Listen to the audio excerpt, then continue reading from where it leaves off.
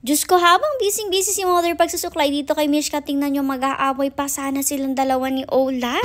Nasa labas nga ang pack members natin ngayon para sa kanilang morning exercise. Kasi alam nyo naman ang pack members natin, lumalabas nga sila dito sa kanilang office area tuwing umaga at tuwing hapon. Habang nandito naman sila, naisipan nga ni Mother na magsuklay-suklay nga dito sa mga pack members natin since most of them talaga ay nagsished na. Pero ang pakay niya nga talaga ngayon na itong si Mishka kasi tingnan nyo talaga nagtatanggalan na nga yung kanyang mga balahibo. Buti na lang rin nga si Mishka, palagi nga siyang nasa ibabaw lang kaya naman hindi na rin nahirapan si Mother na habol-habulin or kuhanin siya. Kinipit na nga lang ni Mother itong si Mishka at enjoy na enjoy rin naman siya habang sinusuklay-suklayan siya since may free hugs pa rin nga siya galing sa kanyang mommy. Yun nga lang talaga ito yung hindi may iwasan kapag nga dito nagsusuklayan kasama na ibang pack members, yung mangungulit-ngulit talaga sila. Kaya nga kung maaari, ang ginagawa ni Mother sa kanilang cage sila sinusuklayan or kapag nga sila ay oras ng pahinga, pinalalabas niya kung sino man yung susuklayan niya. Kasi kita nyo naman kapag nga ganitong sabay-sabay silang nasa labas, Diyos ko, lahat talaga sila puro kalokohan yung ginagawa at nangungulit-ngulit pa kung saan may ginagawa. Pero mostly talaga itong si Olaf yung nangungulit dito kay Mishka. Kita nyo na naman kanina, talaga nakuha niya nga yung ilang balahibo na natanggal ni Mother kay Mishka. Pero napalaking bagay rin talaga kapag yung susuklayan nyo ganito ka-behave. Kasi sa mga previous video natin na nagsusuklay tayo, nakita nyo naman kung paano nahirapan si Mother sa paghahabol pa nga lang sa sinusuklayan niya. Lalong-lalo na nga kay Athena dahil sobrang likot rin talaga ng batang yun. Buti na nga lang ito si Mishka, behave na behave lang siya at nakadapa nga lang siya dyan habang sinusuklayan siya. Anyways, habang busy sila dyan pagsusuklayan, chikahan time nga muna ulit tayo. Marami na rin kasi talaga sa inyo ang nagtatanong na kung nakahanap na ba daw tayo ng lupa para sa ating pack members. Para sa mga hindi nakakaalam sa mga previous video namin noon, palagi kong binabanggit sa inyo na humahanap tayo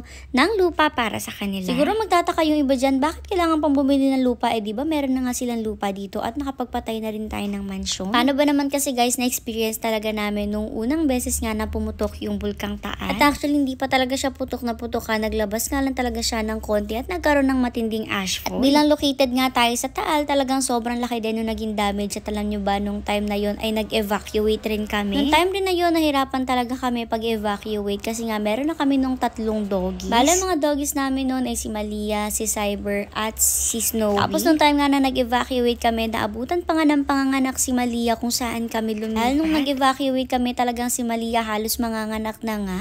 Tapos ngayon, kung mag-evacuate man tayo, Diyos ko, siguradong mahihirapan tayo sa sobrang dami na ng ating pack members. At isa pa, kung kayanin man natin na mag-evacuate, paano at saan naman kaya tayo pupunta? Nung nag-evacuate kasi kami noon, kumuha lang kami ng apartment at pinayagan nga kami magpapasok ng mga doggy sa loob ng apartment. Actually, ang meron nga noon ay 3 malalaking males, tapos 3 mga puppies, si Juno, si Dos, tapos yung kapatid pa nila na si Tres. Tapos yung 7 mga anak pa nga ni Malia na mga baby pa. Pero sabi nga namin ngayon, siguradong wala nang tatanggap sa aming apartment. Imagine mo, sino ba naman papayag na magpasok ng 21 dogs sa loob ng isang apartment? Kaya naman napagdesisyon na ni Mother na bumili nga ng panibagong lupa para sa ating pack members at magpatayo nga ulit. Pwede nilang pagstayan doon. Tapos isa pa nga sa hinahanap nating lupa, kailangan talaga sobrang laki niya para nga mas malaki yung off-leash area ng ating pack members. Ang gusto kasi ni Mother talaga yun, nakakapagtakbuhan sila ng matindi sa sobrang lawak ng lupain nila. Yung mapapagod na sila pagtakbo-takbo doon sa area nila at hindi na nila kailangan lumabas pa since alam naman natin na yun